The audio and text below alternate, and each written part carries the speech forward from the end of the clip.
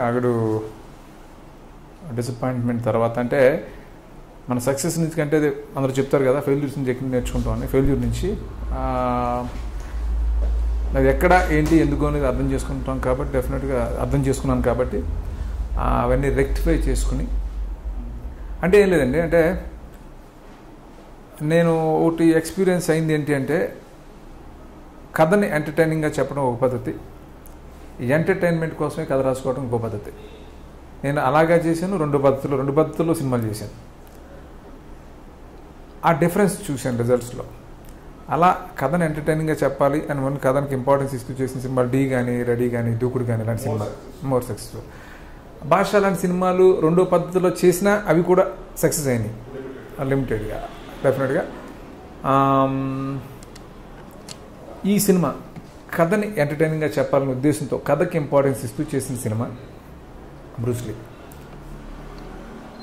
డెఫినెట్గా ఈ సినిమా మీద ఎలాంటి ఎక్స్పెక్టేషన్స్ ఉన్నాయో అన్నీ రీచ్ అవుతున్నాయని నమ్మకం 100% ఉంది.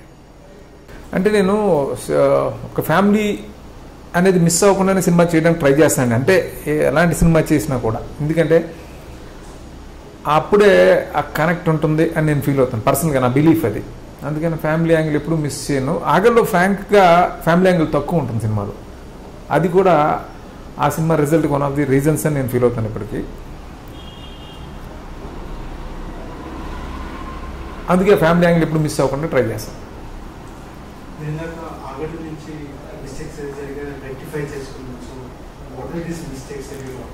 అంటే నాకు తెలుసు అండి పర్సనల్గా అందులో ఎక్కడ జరిగిన తప్పులు పొరపాట్లు అనేది రియలైజ్ చేశాను. అది లైక్ ఇప్పుడు నేను చెప్పాను కదా, ఫ్యామిలీ యాంగిల్ మిస్ అయింది అంటే ప్రెడిక్టబుల్ సెకండ్ హాఫ్లో వెళ్ళాం. నేనేంటంటే ఒక టెంప్లెట్ అనేది ఎప్పుడో డీ నుంచి ఒకటి స్టార్ట్ చేసాం మేము. అంటే అంతకుముందు ఏదైనా లాంగ్ బ్యాక్ సినిమాలు ఉండొచ్చు కానీ అక్కడి నుంచి నాతో పాటు చాలామంది అదే ఫార్మాట్లో అదే టెంప్లెట్ సినిమాలు చాలా వచ్చేసినాయి. సో ఒక పాయింట్ ఆఫ్ టైం వచ్చేటప్పటికి కొంచెం మొనాటనీ వస్తుంది డెఫినెట్గా. అది నా నుంచే ఎక్కువ వచ్చినాయి, నా నుంచే స్టార్ట్ అయిందనే కోపం కూడా నా మీద ఎక్కువ ఉంటుంది. సో అది ఒక నా మీద ఒక లవ్ తోటి వచ్చిన కోపంగా ఫీల్ అయ్యాను. అందుకే ఎక్కువ ఆగడు అంత వైడ్గా రియాక్షన్ రావడానికి అది నా మీద నా ప్రేమే అని అనిపించింది, లవ్ అని అనిపించింది. సో దాన్ని రియలైజ్ అయ్యాను. సో ఫస్ట్ అసలు దాని నుంచి బయటకు రావాలి, అలా బయటకు వచ్చేసిన సినిమానే బ్రూస్ లీ.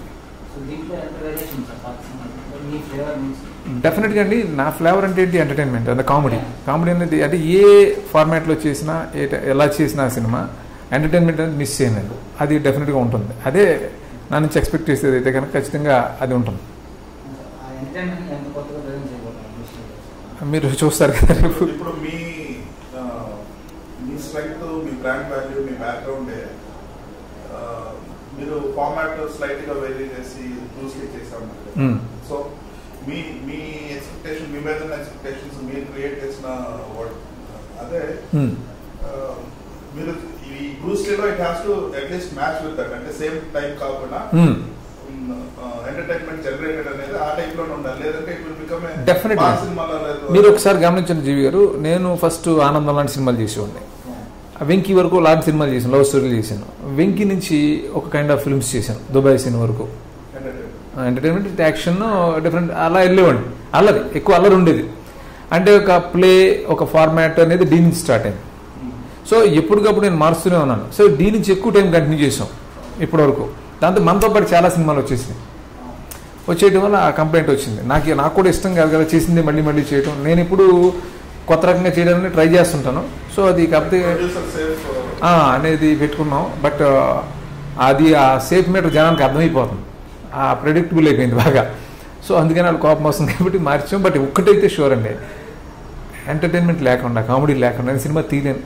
అది బ్రూస్లీలో కూడా ఉంటుంది. అయితే ఇందులో ఏంటంటే కథకి ఇంపార్టెన్స్ ఇస్తూ కథను ఎంటర్టైనింగ్గా చెప్పడానికి ట్రై చేసాం, అంతే తప్ప టోటల్గా వదిలేసేది కాదు. జనరల్గా బయట అంటే మిమ్మల్ని అబ్జర్వ్ చేసే వాళ్ళకి తెలిసింది ఏంటంటే మీ personal taste is not entertainment. మీరు you want to make films, intense love stories, gangster సినిమాలు. బట్ జనాలు మీ నుంచి expectations different. So how do you feel that conflict అనేది ఉంటుంది కదా, ఇలా చేయాలి బట్ ఇలా చేయాల్సి వస్తుంది. అది ఎంజాయ్ చేయడం స్టార్ట్ చేశానండి. అంటే నాకు ఉండేది నిజంగానే ఒక టైంలో మనకి ఇన్ఫ్లుయెన్స్లు చాలా ఉంటాయి కదా, మారిపోతూ ఉంటాయి ఇన్ఫ్లుయెన్స్లు. ఓ టైంలో నేను డైరెక్టర్ అయ్యేటప్పుడు కొంతమంది ఇన్ఫ్లుయెన్స్లు నా మీద ఉండే, ఎలా ఉండాలి సినిమా అనుకున్నాను. కాదని ఇంకా తర్వాత అర్థం చేసుకున్నాను, జనాన్ని కనెక్ట్ ఇంపార్టెంట్ అని అర్థం చేసుకుని ఇంకో రకమైన సినిమాలు తీసాను. సో మారుతున్న ట్రెండ్ని బట్టి మనం మారాలి కదండి. మారటంతో పాటు మనలో కూడా ఆ టేస్ట్ ఉండాలి, అప్పుడే ఫుల్ పర్ఫెక్ట్గా సినిమా వస్తుంది. మనం మారిపోవాలంటే మారిపోయాం. నేను ఎప్పుడు ఏదో కొత్తది పట్టుకుని మళ్ళీ చేయాలి. కాకపోతే పెరిగిన బడ్జెట్ల వల్ల కొంచెం మీరు అన్నట్టు కొంచెం బ్యాలెన్స్ చేసుకుంటూ రావడంతో ఇక్కడ వరకు వచ్చాం. బట్ ఇక్కడి నుంచి మాత్రం డెఫినెట్గా కమర్షియల్గా కూడా సినిమాలు వర్కౌట్ అవ్వాలంటే ఏదో ఫ్రెష్నెస్ అయితే ఖచ్చితంగా ఉండాలనేది క్లియర్గా అర్థమైపోయింది. అది ఇక్కడ నుంచి నా ప్రతి సినిమాలో ఉంటుంది, ఈ బ్రూస్లో కూడా ఉంటుంది. ఫర్దర్ ఇంకా టోటల్గా చేంజ్ చేసే అవకాశం ఉందండి.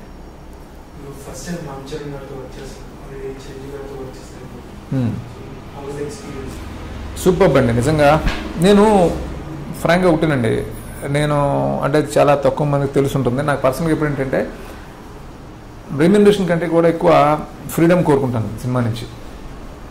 అది ఉన్నప్పుడే నేను సినిమా తీయగలుగుతాను. ఆ ఫ్రీడమ్ అనేది వరుస సక్సెస్ఫుల్ ఉన్నప్పుడు ఆటోమేటిక్గా ఉంటుంది. కానీ ఒక సినిమా డిసప్పాయింట్ చేసిన తర్వాత ఆ ఫ్రీడమ్ దొరకడం అనేది చాలా కష్టం.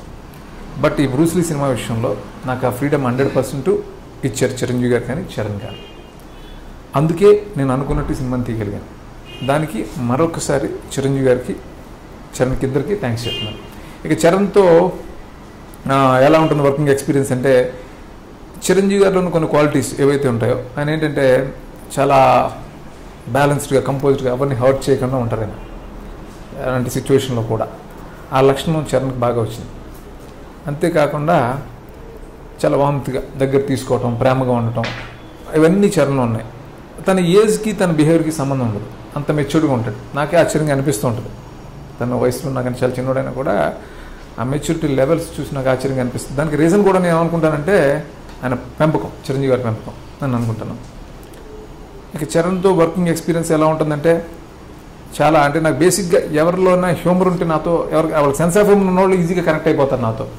చరణ్లో ఇంతవరకు ఎవరు దాన్ని తీసుకురాలేదు, కానీ విపరీతమైన సెన్స్ ఆఫ్ హ్యూమర్ ఉంది తనలో. అందువల్ల మేము ఇద్దరం బాగా కనెక్ట్ అయ్యాం. సో అది రేపు సినిమాలో మీకు కనిపిస్తుంది. చిరంజీవి గారిలో నా కామెడీ టైమింగ్ చరణ్లో కూడా ఉంది, అది ఇందులో మీరు చూస్తారు. అంటే ఫస్ట్ టైం తను చేశారు, కానీ ఇందులో ఫుల్ ఫ్లెడ్జ్డ్గా ఉంటుంది. మ్యాక్సిమం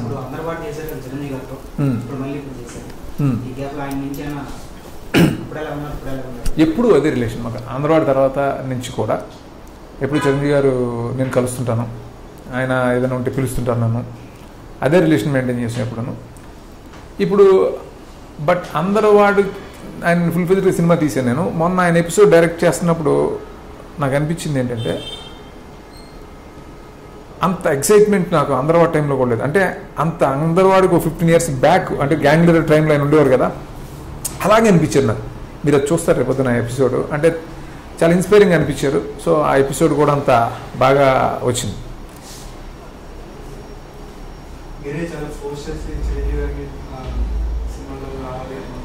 అంటే అండి అంటే ఆయన ఈజీగా అలా మనం అనుకుంటే చేయరు కదా ఆయన. ఈ కథ ఆయనకు బాగా నచ్చింది. దాంతోపాటు ఆయన ఆ సిచ్యువేషన్లో ఎందుకు రావాలి అనే దానికి ఆ ఇంపార్టెన్స్ ఆయన ఫీల్ అయ్యారు. అవసరం ఏదో ఫోర్స్గా పెట్టకుండా ఆ సిచ్యువేషన్ అవసరం, ఆ సిచ్యువేషన్ డిమాండ్ ఉంది కాబట్టి ఆయన కన్విన్స్ అయ్యి చేశారు.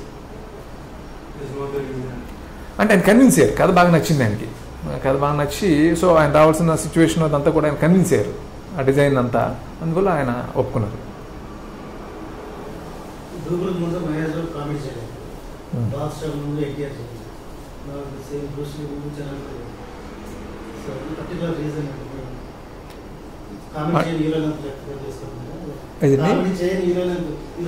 అదేం లేదండి, అంటే నేను అందరు హీరోలతో చేస్తాను కదా.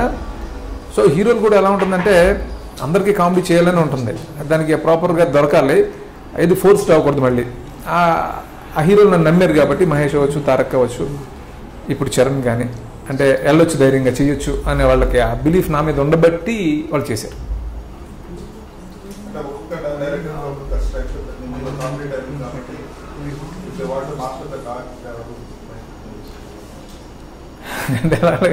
అంటే ఏదో ఇప్పుడు ఒక ఏ హీరో అయినా, ఏ స్టార్ అయినా ఒక సినిమా చేస్తున్నప్పుడు ఆ సినిమా నుంచి మనకి ఏదో బెనిఫిట్ అవ్వాలి యాక్టర్గా అని అనుకుంటారు కదా, అదే అలాగే అనుకోవచ్చు.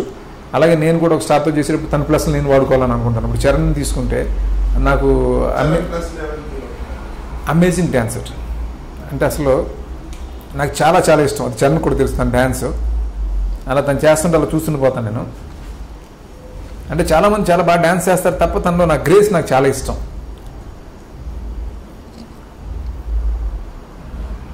అలాగే తన వాయిస్ నాకు చాలా ఇష్టం. తన హెయిర్ ఇష్టం. నేను అందుకనే హెయిర్ నేను అంతే ఎప్పుడు కలిసినా తనతో అదే మాట్లాడుతుండేవాడిని. మన సినిమా చేస్తే మాత్రం నాకు ఆ చిరుత కావాలా, హెయిర్ కావాలని ఎప్పుడు అదే మాట్లాడుతుండేవాడిని. తను ఒప్పుకుని ఇందులో అదే హెయిర్ స్టైల్లో ఇచ్చింది.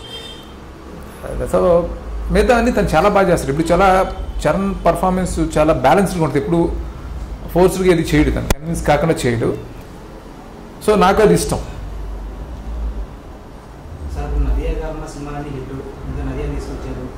చిరంజీవి గారు చరణ్ గారు మగధీర చేశారు హిట్, చిరంజీవి గారిని తీసుకొచ్చారు. కోనా గారు మీరు అంటే హిట్, కోనా గారిని తీసుకొచ్చారు. అంటే సెంటిమెంట్ హిట్ కోసం ప్లాన్ చేశారు. నేను అలాగేమీ చేయలేదండి, అన్నీ అలా కలిసి వచ్చినాయి. అసలు ఫస్ట్ నేను ఆగడ తర్వాత రియలైజ్ అయింది ఏంటంటే ఈ సెంటిమెంట్స్ ఇంటి నుంచి బయటకు వచ్చేయాలని. అంటే నాకు నిజంగానే కొన్ని ఉండే ఫ్రాంక్గా ఎవరైనా ఒక యాక్టర్ ఉన్న సినిమా ఏదైనా డిసప్పాయింట్ చేసి మళ్ళీ అతను జోలికి వెళ్ళేవాడు కాదు. అతను పనికి వస్తాడన్నా సరే ఆ పక్కకి వెళ్ళేవాడు కాదు, వద్దులే మనం ఒక లొకేషన్లో తీసింది ఏదో వర్కౌట్ అవుతుందంటే ఆ పక్కకు కూడా వెళ్ళేవాడు కాదు. అవన్నీ కరెక్ట్ కాదు అని అర్థం చేసుకున్నాను. అన్నీ మన ఇంకా చాలా ఇది చేసేస్తాయి అని రియలైజ్ అయ్యి అలా సెంటిమెంట్ ఇవన్నీ ఎలా కలిసి వచ్చినాయి. ఈ కథ డిమాండ్ మేరకే అన్నీ జరిగినాయి. కథలో ఆ నదియా గారి ఆవశ్యకత అదే మన ఇంపార్టెన్స్ ఉంటాం. అలా కోన మేము అందరూ ఏంటంటే చాలా సినిమాలు చేసాం కదా, కోన గోపి నేను చాలా సినిమాలు చేసాం. ఎక్కువ లాంగ్ ట్రావెల్లో డిస్టర్బెన్సెస్ వస్తుంటే అలా మా మధ్య వచ్చినప్పుడు మళ్ళీ కలిసాం. వాళ్ళు నాతో కలవాలనుకున్నారు, నేను వాళ్ళతో కలవాలనుకున్నాను, ఇద్దరం కలిసాం. అలా జరిగింది. డెఫినెట్గా డౌట్ ఏం లేదు, చేస్తాం.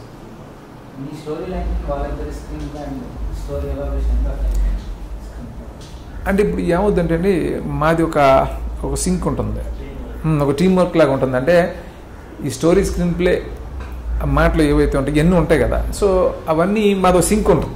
ఎవరు ఏం చేశారనేది చెప్పడం, చరణ్ చెప్పారు కదా, చెప్పడం కూడా కష్టం నిజంగా. అలా మేము మాట్లాడుకున్నప్పుడు అది ఒకటే, నేను ఒకటి చెప్తాను, తను ఒకటి చెప్తాను, ముగ్గురు మధ్య ఒక వేవ్ లెంత్ బాగుంటుంది, ఒక ఏదో సింక్ కుదిరింది, అది ఆ కాంబినేషన్ వర్కౌట్ అయింది. సో ఆయన అది చేశాడు, నేను ఇది చేశాను, ఇలాంటి అంటే ఒక కొన్ని వస్తూ ఉంటాయి కదా, మన మెచ్యూరిటీ అంటే అది కూడా ఆలోచించాలి. అసలు ఎందుకు సరే ఇవన్నీ కూడా కాదు, సినిమా చాలా పెద్దది ఎన్నింటికంటే అనేది ఆలోచించి మళ్ళీ మేము కలవటం అది జరుగుతుంది.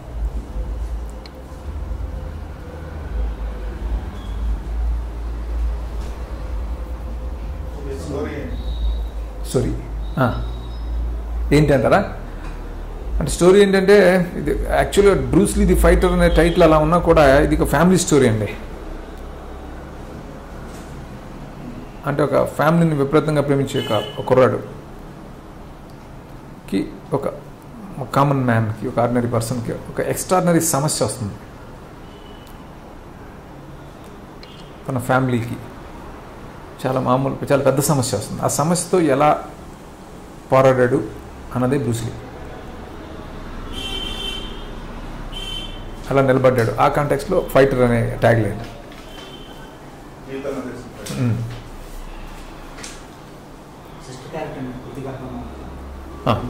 క్యారెక్టర్ అంటే ఆ క్యారెక్టర్కి చాలా ఇంపార్టెన్స్ ఉంది సినిమాలో.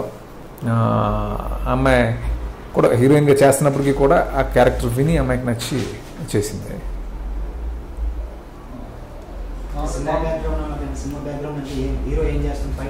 Stunt man. దాని మీద ఏమి ఉండదండి. సినిమా అంటే తను స్టంట్ మ్యాన్, అతని ప్రొఫెషన్ అది. కొంచెం అట్మాస్ఫియర్ అంతా ఉంటుంది తప్ప దాని మీద ఎక్కువగా వెళ్ళటం ఏం జరగల. అదేం లేదు, అలా స్పూఫ్లో ఏం లేవు ఇందులో, అలాంటివి ఏం లేవు.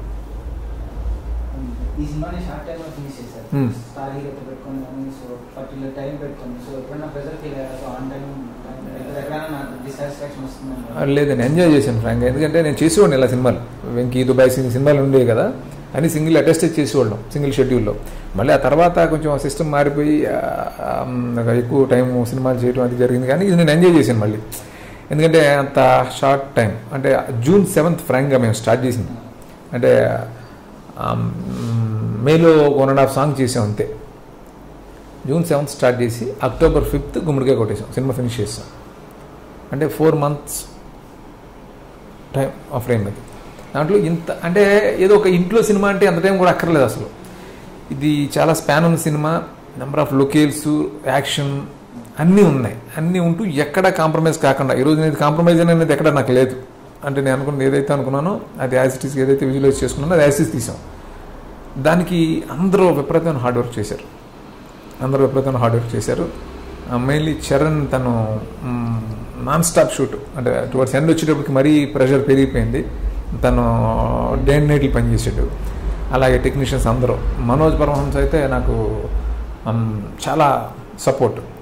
ఎందుకంటే చాలా డెసిషన్ ఫ్యాక్టర్లు ఉంటాయి కదా, అంటే లొకేషన్స్ అంటే కంటిన్యూస్ షూట్ చేస్తూ నెక్స్ట్ లొకేషన్ ఫైనలైజ్ చేయాలి, మళ్ళీ ఇది ఫినిష్ చేసుకుని మళ్ళీ ఆ లొకేషన్కి వెళ్ళి అది చూసుకుని మళ్ళీ దానికి సెట్ చేసుకుని మళ్ళీ నెక్స్ట్ డే మళ్ళీ షూటింగ్ చేయటం, మళ్ళీ ఇది ఫినిష్ అయిన తర్వాత ఇంకో చోట పరిగెట్టడం.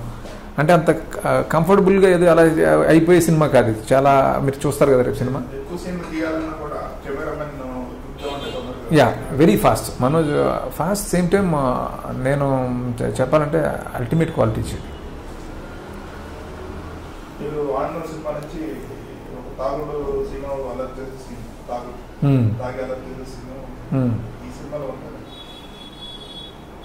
సినిమాలో అంత ఎక్కువగా వెళ్ళలేదండి, బట్ కొంచెం అలాంటి సీన్ ఒకటి ఉంటుంది చిన్నది, అంటే కొంచెం ఎక్కువగా వెళ్ళా దాని మీద.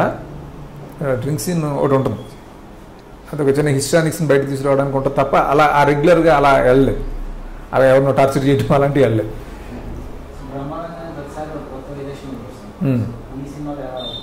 ఈ సినిమాలో డెఫినెట్గా నా ప్రీవియస్ ఫిల్మ్స్లో లాగా ఉండదు ఇందులో క్యారెక్టర్. అంటే అతన్ని బక్రా చేస్తూ అనేది మనం మ్యాక్సిమం చేసాం కదా, అలా ఉండదు ఈ క్యారెక్టర్, వేరేలా ఉంటుంది. బట్ ఈ క్యారెక్టర్ ఎంటర్టైన్ చేస్తుంది బాగా.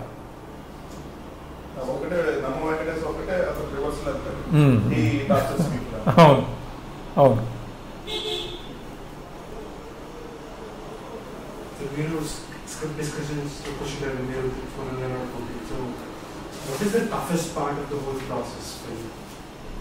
స్టోరీ మేకింగ్ అండి. మిగతాదంతా నేను యాక్చువల్గా ఇదంతా ఎంజాయ్ చేస్తూ చేస్తాను. ఈ ఎగ్జిక్యూషన్ అంతా చాలా ఎంజాయ్ చేసేదిగానే ఫీల్ అవుతాను నేను. అందులో పెద్ద ఇదే ఉండదు. ఆ స్టోరీ తయారయ్యేటప్పుడే మొత్తం అక్కడ డిసైడ్ అవుతుంది కదా, అక్కడే డిసైడ్ అవుతుంది మొత్తం అంతా. సో అక్కడే ఎక్కువ ప్రెషర్ ఫీల్ అవుతాను నేను. ఆ స్టోరీ వన్స్ అయిపోయిందంటే ఇంకా అసలు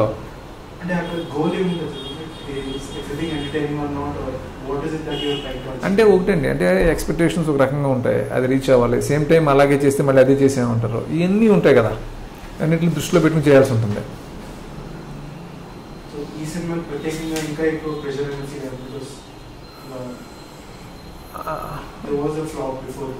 అలా లేదు. యాక్చువల్గా నేను ఆగడు తర్వాత ఫ్రాంక్గా 3 days ఆలోచించాను. అది బయట వస్తున్న రియాక్షన్ కానీ అంతా 3 days ఆలోచించాను. 4th day నుంచి దీని మీద కూర్చున్నాను. దీని మీద కూర్చుని వర్కౌట్ చేసుకోవడం పనిలోనే ఉన్నాను. మీరు చూస్తే నా సినిమాకి మధ్య ఎక్కువ గ్యాప్ అన్ని సినిమాలకి ఉంటుంది. ఇది చాలా ఫాస్ట్గా వచ్చేసింది, 1 yearలోనే వచ్చేసింది. మిగతా అన్ని సినిమాలు 1.5 year అలా పట్టేది కదా, ఇది వచ్చేసింది. ఎక్కువ ఆలోచిస్తే దాని గురించి వెళ్ళలేదు. అంటే పొరపాటు జరిగింది, మేటు రిలీజ్ అయిపోతాం కదా, ఓకే జరిగింది. నేను అది కూడా రియాక్షన్ కూడా దానికి రీజన్ నేను అర్థం చేసుకున్నాను. టోటల్గా ఫ్రెష్గా ఉంటుంది జీవి గారు. ఒక 2 లైన్లు అనుకుంటున్నాం. ఆ 2 లైన్లో ఏది అనేది ఒక 1 weekలో దాన్ని బట్టి అండి. ఆ 2 లైన్లు ఏది నేను చూస్ చేసుకుంటాను అనే దాన్ని బట్టి ఉంటుంది. మెయిన్ ఏంటంటే ఇప్పుడు నెక్స్ట్ ఇది అలా కాకుండా అసలు ఫస్ట్ నాకు ఉపయోగపడే సినిమా చేయాలి ఇక్కడి నుంచి నేను. కరెక్ట్ అది నేను డిసైడ్ అయ్యాను. ఇప్పుడు డైరెక్టర్స్ చూసుకుంటే ఒక్కొక్క డైరెక్టర్ ఒక స్ట్రెంగ్త్ ఉంటుంది. ఆ స్ట్రెంగ్త్ ఫౌండేషన్ చేసుకొని మీరు ఆ ఫార్మాట్ ఫాలో అయిపోయి you're touching all the heroes but you're not growing as a director. ఏమంటారు? నిజంగా అది నేను రియలైజ్ అయ్యాను కాబట్టి నెక్స్ట్ ఈ హీరో నెక్స్ట్ ఇది అని అలా లాక్ అవ్వలేదు. నెక్స్ట్ అసలు ఫస్ట్ నాకు ఉపయోగపడే సినిమా చేయాలి. నా స్ట్రెంత్ ఏదైతే ఉందో దాన్ని వదులుకోకుండా ఇంకా మనం ఎక్కడికైనా ఒక లెవెల్కి వెళ్ళడానికి ఏం చేయాలి అనేది ఆలోచనలోనే ఉన్నాను. దానికోసమే ఒక 2 లైన్లు అనుకున్నాం. ఆ రెండింటి ఏది కరెక్ట్గా ఉంటుంది, ఏది ప్రాపర్గా వర్కౌట్ అవుతుంది, అంత ఫ్రెష్గా ఏదో వస్తుంది అనేది ఉన్నారు. అది అర్థమవుతుంది క్లియర్గా. అంటే మనం మరీ డెస్పరేట్ అవ్వడానికి వాళ్ళు ఇష్టపడలేదు. ఏదో అన్ని స్టఫ్ చేసేసి ఈ సినిమాని అలా కాదు, ఒక జెన్యూనిటీ ఏదో కావాలి వాళ్ళకి, అది అర్థమవుతుంది క్లియర్గా అండి. ఆ సోల్ ఫ్యాక్టర్కి మెయిన్ అది పట్టుకుని టోటల్ ఫ్రెష్నెస్తో సినిమా చేయాలనేది డిసైడ్ అయ్యింది నెక్స్ట్. దానికి ఎవరు ఏంటనేది కథ డిసైడ్ చేస్తుంది అని అనుకుంటున్నాను ఈసారి.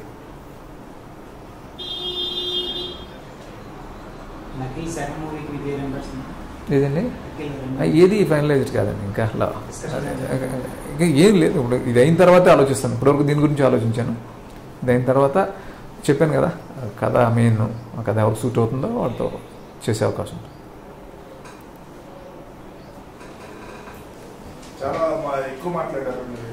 ఎక్కువ నేను మాట్లాడలేను ఎక్కువ.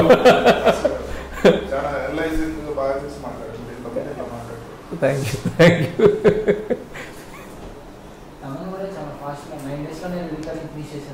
చేసాను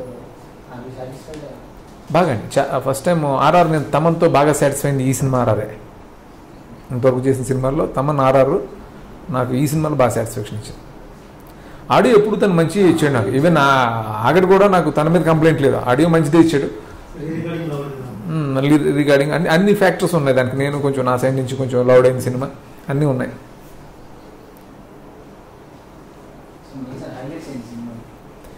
మేజర్ హైలైట్స్ అంటే ఆబ్వియస్గా ఒక హైలైట్ అర్థమవుతుంది కదా చిరంజీవి గారు. మిగతా కథ చాలా బాగుంటుందండి ఈసారి. కథ చాలా బాగుంటుంది. కొన్ని హైలైట్స్ ఉంటాయి కథలోనే, కొన్ని హై పాయింట్స్ ఉంటాయి. అవి సెంటిమెంట్ పరంగా ఉంటాయి. తర్వాత ఎమోషన్ ఇంటర్వల్ సీక్వెన్స్ కానీ ఇవన్నీ చాలా బాగుంటాయి.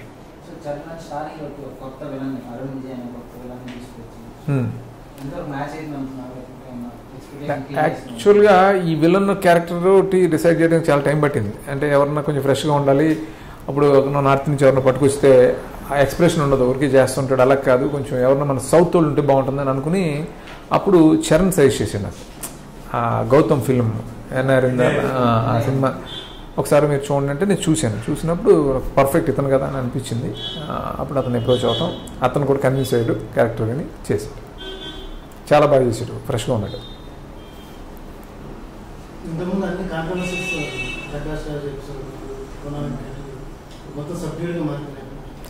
సబ్జెక్ట్గా మాత్రమే ఉండదండి. అంటే ఏమంటే ఇది క్రియేటివ్ జాబ్ డైరెక్షన్ అనేది ఒక చాలా ఉంటాయి. అంటే ఎక్కువ లాంగ్ టైం పని చేసినప్పుడు డెఫినెట్గా ఏ ఒకటి వస్తూ ఉంటాయి. అలాగే అందరం మనుషులే కదా, ఆ టైంలో అయితే గొడవ అవుతుంది. అంటే అది పర్మనెంట్గా అలా ఉండిపోవాలని రూల్ లేదు కదా. ఇప్పుడు ప్రకాష్ ఉన్నాడు, ఇప్పుడు ఒక డైరెక్టర్గా నాకు ఒక కన్విక్షన్ ఉంటుంది, ఇలా చేయాలి క్యారెక్టర్ అని ఉంటుంది. అలా ఉండాలి కూడా డైరెక్టర్, నేను ఫీల్ అయ్యేది. సో తను సీనియర్, తను చాలా ఎక్స్పీరియన్స్, తను పెద్ద ఇది, తనకు ఒకటి ఉంటుంది. అక్కడెక్కడో క్లాష్ వస్తుంది డెఫినెట్గా. అది కాంప్రమైజ్ అవ్వడం కరెక్టా కాదా అది ఎవరు చెప్పలేరు. డైరెక్ట్గా నేను ఏమనుకుంటాను, తనకంటే నాకు నా సినిమా గురించి బాగా తెలుసు అని నేను అనుకుంటాను.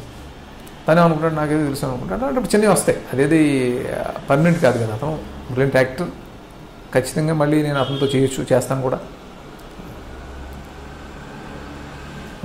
డైరెక్షన్ అంటే దాంట్లో చాలా ఉంటుంది. డైరెక్టర్గా మీకు అది తెలుసు.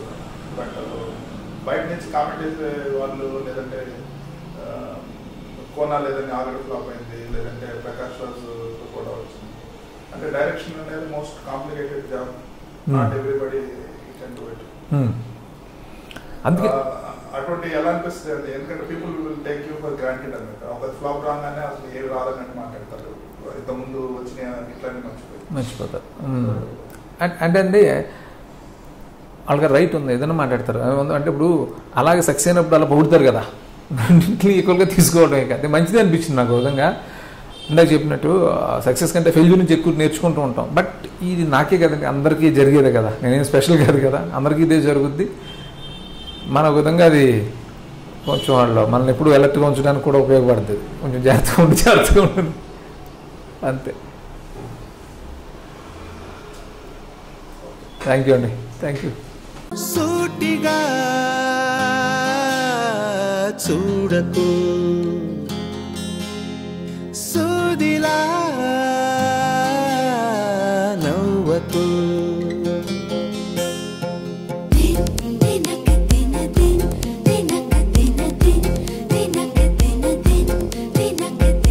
ఎదురు